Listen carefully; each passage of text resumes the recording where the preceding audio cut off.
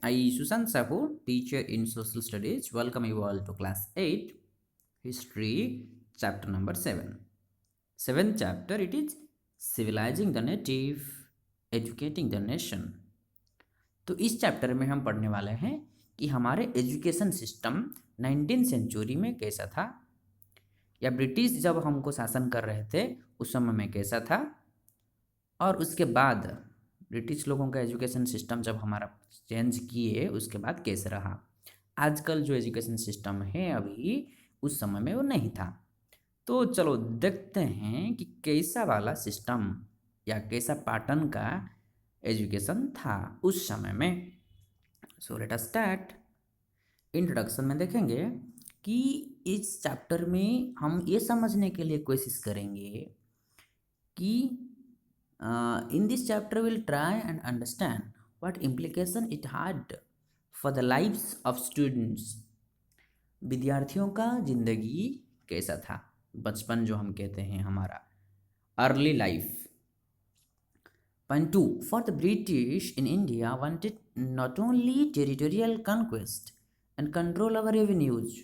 British लोग सिर्फ ये नहीं चाहते थे कि हम भारत का हिस्सा या एरिया या टेरिटरी को कब्जा करें, रेवेन्यू को कब्जा करें,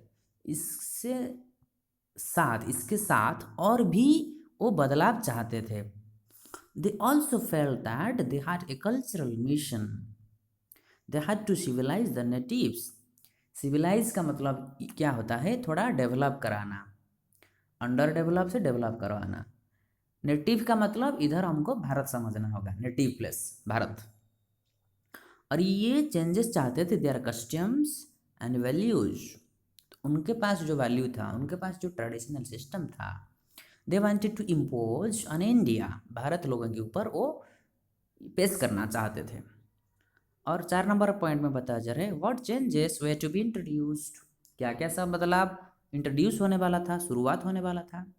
however Indians to be educated, civilised and made into what the British believed were good subjects.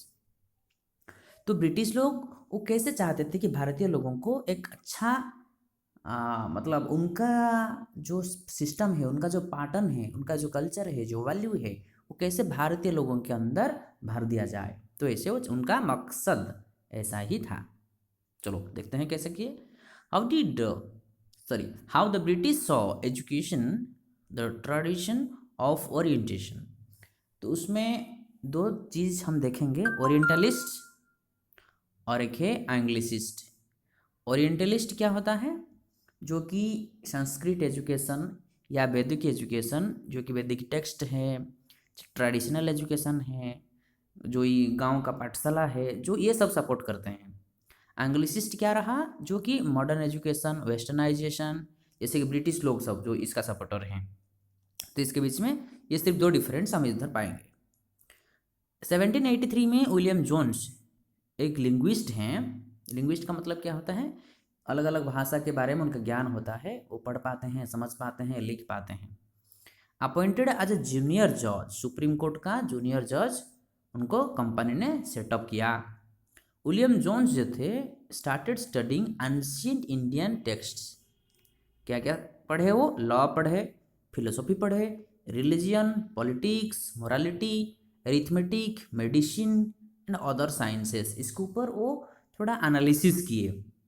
तो इंग्लिश मैन जैसे कि हेनरी थॉमस कोलेब्रुके, नाथेनियल हटे, तो इसमें जो 2 नाम बताया गया, Henry Thomas Colebrooke and Nathaniel Halhed, they were busy, कहाँ बिजी थे, discovering the ancient Indian heritage.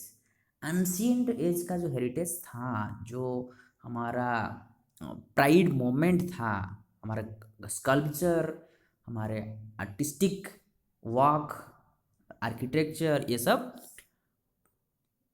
ढूंढे, एनालिसिस किए।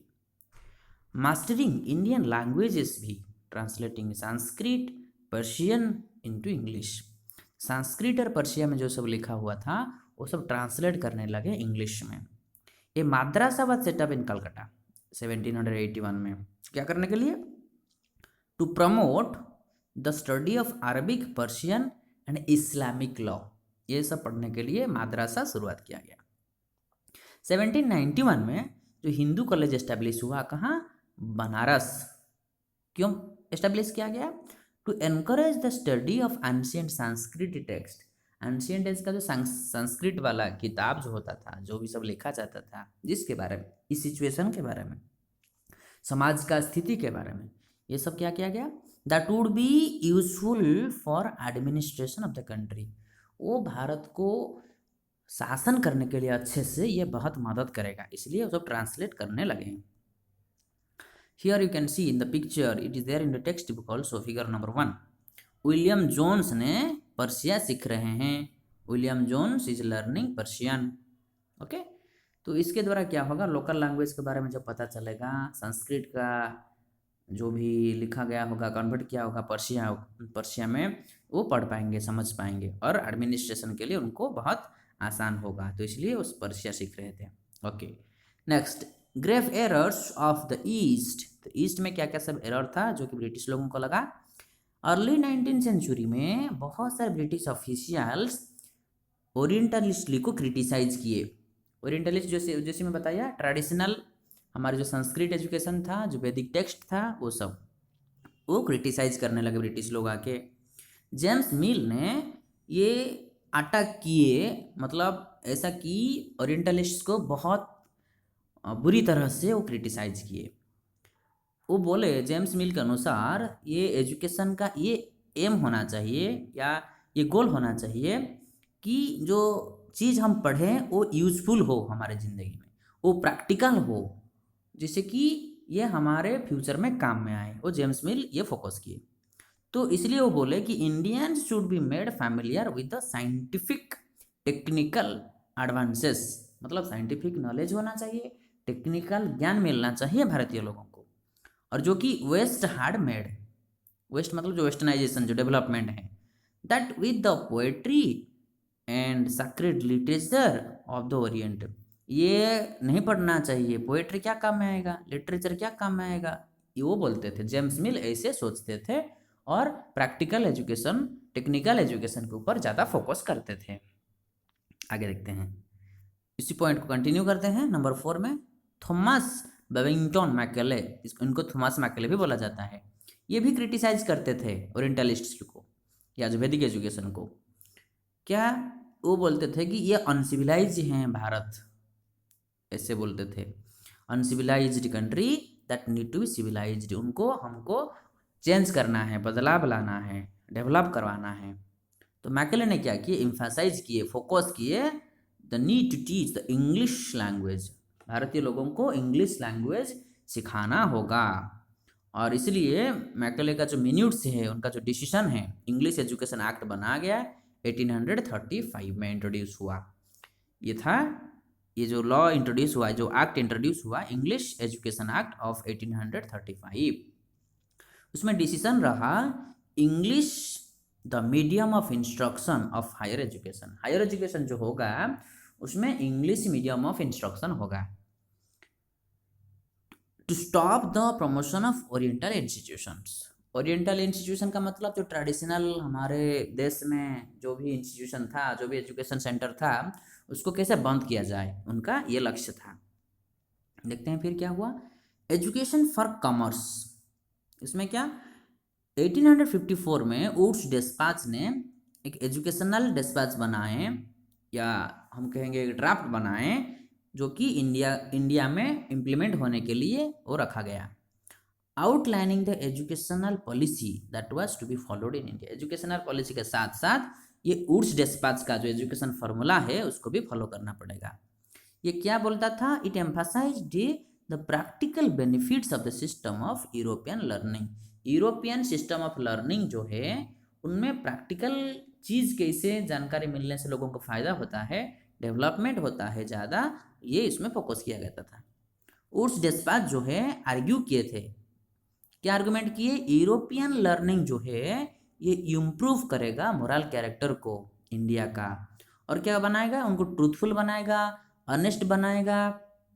तो इसलिए supply the company with civil servants who would be trusted and depended upon, इसके लिए वो सब जो सिविल सर्वेंट्स होंगे सरकार के साथ जो काम करेंगे वो सब ट्रस्टफुल होंगे, उनके वो सब विश्वस्त होंगे, मतलब फेथफुल होंगे, इसलिए वो वुड्स डिस्पैच वाला पॉलिसी भी इम्प्लीमेंट किया जाएगा। ओके, ये फिगर नंबर 5 में बॉम्बे का यूनिवर्सिटी का एक पिक्चर है 19th सेंचुरी का, आप देख सकते हो Bombay university. This is the area in which the British focus करते थे कि इंग्लिश एजुकेशन कैसे इम्प्लीमेंट किया जाए। Okay, next, what happened to the local schools, local schools जो होता था उनका क्या हुआ, देखते हैं। 1830 में विलियम आदम ने, जो कि एक स्कॉटलैंड का थे, स्कॉटिश मिशनरी, ये बंगाल का डिस्ट्रिक्ट को टूर किए और बिहार का भी, उनको बहुत सारे जो कि कंपनी ने उनको भेजा था बंगाल का और बिहार का कुछ डिस्ट्रिक्ट घूमने के लिए, तो वो एक रिपोर्ट दिए जो कि एजुकेशन का कैसा प्रोग्रेस है, वर्नाकुलर स्कूल, वर्नाकुलर मतलब लोकल लैंग्वेज जो है, इसके ऊपर जो स्कूल चलता है, जो पाठशाला चलता है, उसका एक रिपोर्ट बनाए। रिपोर्ट में लिखे कि the system of education was flexible, मतलब कोई ज़बरदस्ती नहीं, कंपलसरी नहीं, मैंडेटरी नहीं, तो ये फ्लेक्सिबल होता था। Local schools were known as pathshala, और लोकल स्कूल्स को पाठशाला बोला जाता था। There are no fixed fee, कोई भी फिक्स फी नहीं होता था, स्कूल फी नहीं होता था, नोटबुक्स नहीं होता था, प्रिंटेड बुक्स किताब नहीं होता था, बिल्डिंग स्कूल का बिल्डिंग सेपरेटली नहीं होता था, चेयर बेंच नहीं होता था, ब्लैक बोर्ड्स नहीं होता था, सेपरेट क्लासरूम नहीं होता था, रोल नंबर जो रोल कॉल करने के लिए अटेंडेंस रजिस्टर नहीं होता था, एनुअल एग्जामिनेशन नहीं होता था, और रेगुलर टाइम टेबल भी नहीं होता था, कौन सा दिन क्या पढ़ाया जाएगा ये भी नहीं होता था। तो आजकल का स्टूडेंट ये सुनेंगे, ये सोचेंगे यार क्या बढ़िया समय था यार, लेकिन इट इज़ नॉट दैट। ऐसा लोगों का जो सिचुएशन था उस समय में, जो इकोनॉमिक कंडीशन था लोगों का, इसके लिए वो ऐसा ही सिस्टम चल रहा था, and the people they were following it. तो फिर क्या हुआ, ये कौन रिपोर्ट दे रहा है, ये William Adam. Teaching process was oral, जो भी बोला जाता था ओरल होता था, मतलब सिर्फ गुरु बोलते थे और शिष्य जो सब सुनते थे, और गुरु ही डिसाइड करते थे, टीचर ही डिसाइड करते थे कि क्या पढ़ाना है, in accordance with the need of the students, students लोगों को कैसा वाला पढ़ाई ज़रूरत है वो गुरुजी ही तय करते थे। ठीक है, ये था लोकल स्कूल्स का हालत। अभी देख सकते हैं एक पाठशाला का पिक्चर, फिगर नंबर 8 आपकी किताब में है, विलेज पाठशाला, जिसमें कि गुरुजी पढ़ा रहे हैं और सब विद्यार्थी पढ़ रहे हैं। ठीक है, this is the atmosphere of A village. Okay, now ये ब्रिटिश लोगों का सिस्टम आया, न्यू रूटीन्स न्यू रूल्स, तो उसमें क्या क्या हमको देखने के लिए मिला। After 1854 the company decided to improve the system of vernacular education, जो लोकल लैंग्वेज का एजुकेशन है इसको कैसे डेवलप किया जाएगा वो फोकस किए, और क्या करेंगे, बाय इंट्रोड्यूसिंग ऑर्डर, क्या ऑर्डर करेंगे, with in the system routine बनाएंगे, रूल्स बनाएंगे, और रेगुलर इंस्पेक्शन होगा, इंस्पेक्शन का मतलब इन्वेस्टिगेशन किया जाएगा, मतलब बार बार विजिट किया जाएगा, स्कूल चल रहा है या नहीं, स्टूडेंट्स आ रहे हैं या नहीं, टीचर लोग पढ़ा रहे हैं या नहीं, ये सब।